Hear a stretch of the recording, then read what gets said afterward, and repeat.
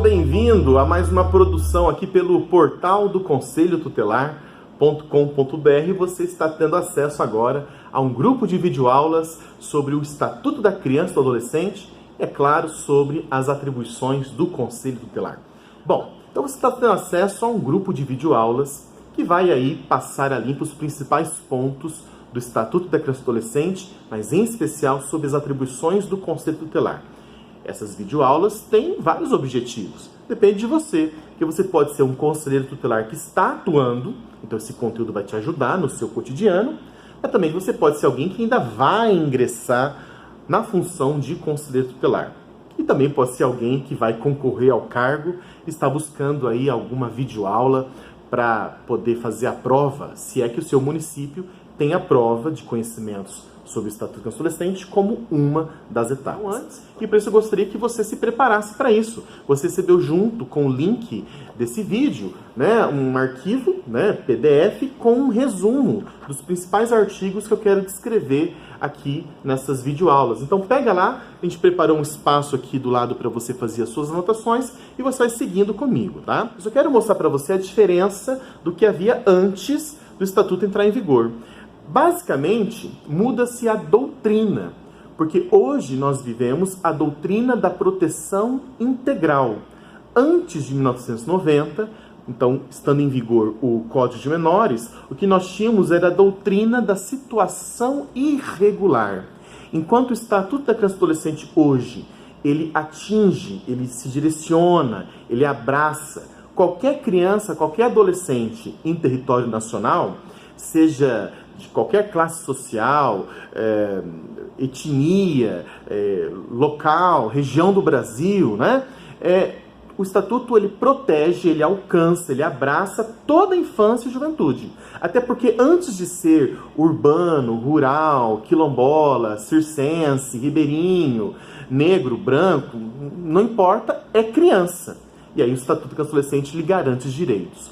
Antes disso, nós tínhamos uma legislação específica para crianças e adolescentes que estavam numa situação irregular.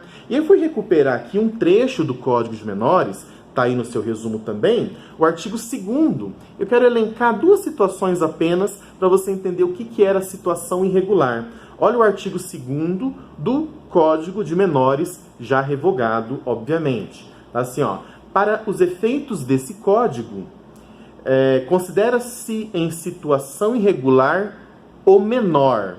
Antes de prosseguir, eu acho muito importante para aqueles que estão chegando agora na militância pelos direitos humanos de crianças e adolescentes, explicar essa polêmica da palavra menor, tá?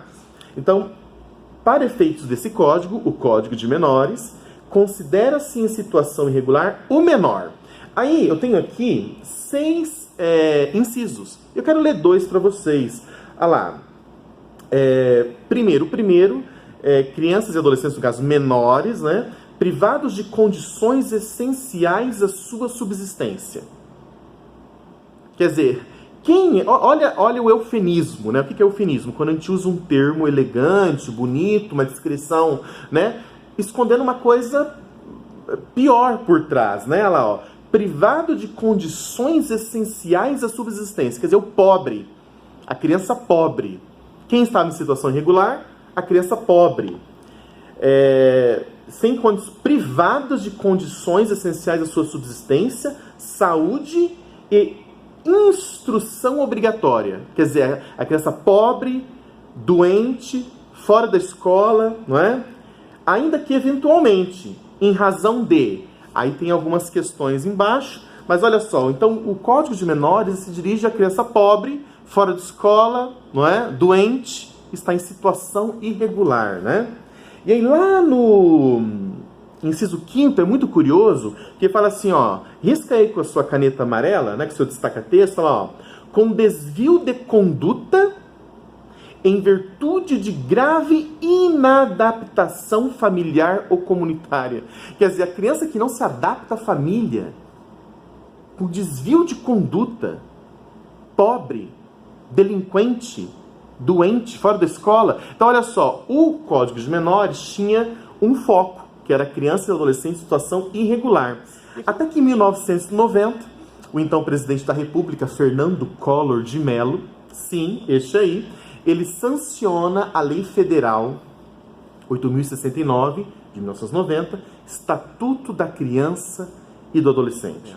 É uma pena que a maior parte da sociedade não compreendeu que mudanças são essas e criticam até hoje. As pessoas costumam condenar o Estatuto do Adolescente dizendo que é uma lei que deu direito demais, que está sobrando direito e que, inclusive, foi esse excesso de direitos que tirou a autoridade dos pais sobre os filhos, do professor em sala de aula e do policial na rua, quando, na verdade, isso é mentira. Então, essa reflexão que eu quero fazer a partir de agora, tá? Então, na segunda página aí do seu resumo, eu tenho aqui do artigo 1º ao artigo 6º do Estatuto da Criança e Adolescente, que é o título 1, as disposições preliminares dos direitos da criança. Acho que é muito importante que esses artigos, esses 6 primeiros artigos, esteja bem fresco na sua memória, no dia a dia do Conselho Tutelar, ou você que está se preparando para o processo de escolha. Por isso eu quero ler um por um e comentar brevemente. Vamos lá? Pega aí seu resumo. Olha só, começa então no artigo 1º, dizendo exatamente o que eu acabei de falar. Olha lá, ó.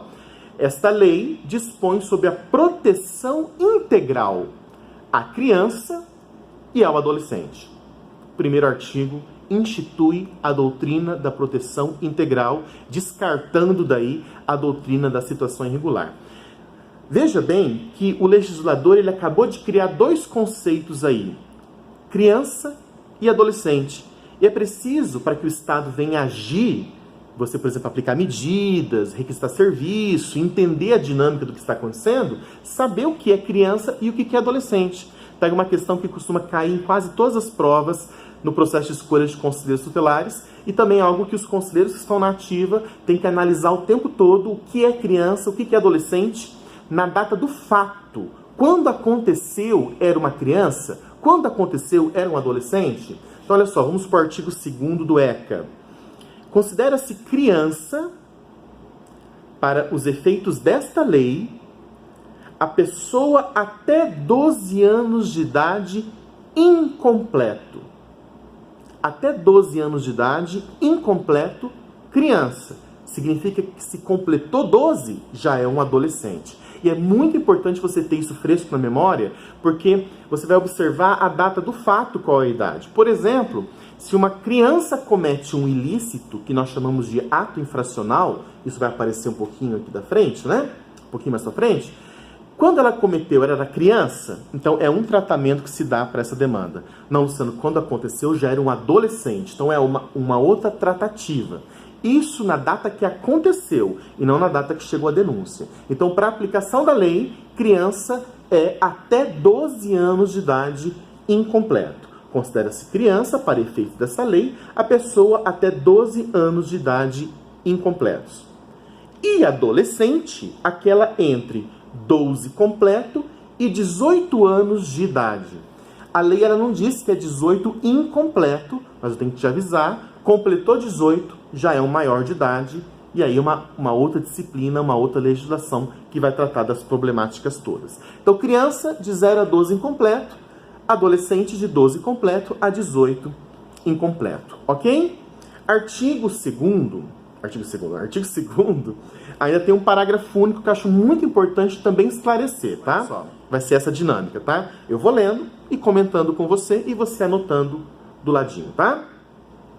Artigo 3º, olha só que interessante. A criança e o adolescente gozam de todos os direitos fundamentais. Ó, deixa eu parar aqui.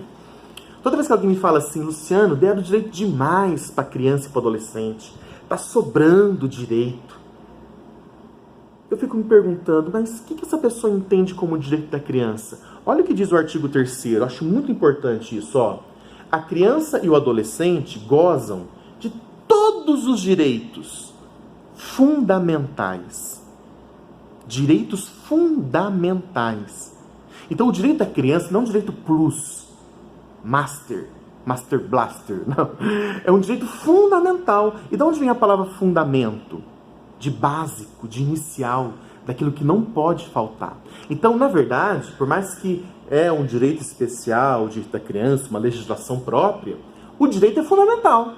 Olha só, direitos fundamentais inerentes à pessoa humana.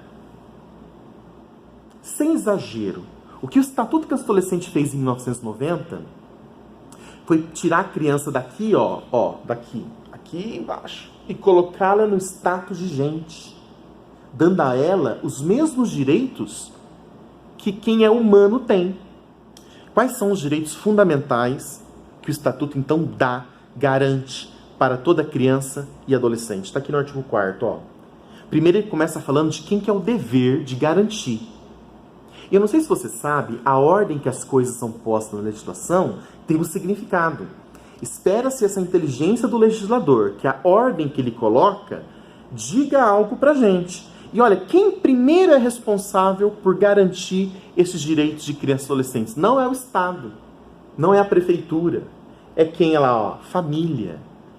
É dever da família, da comunidade e da sociedade em geral e do poder público que vem por final.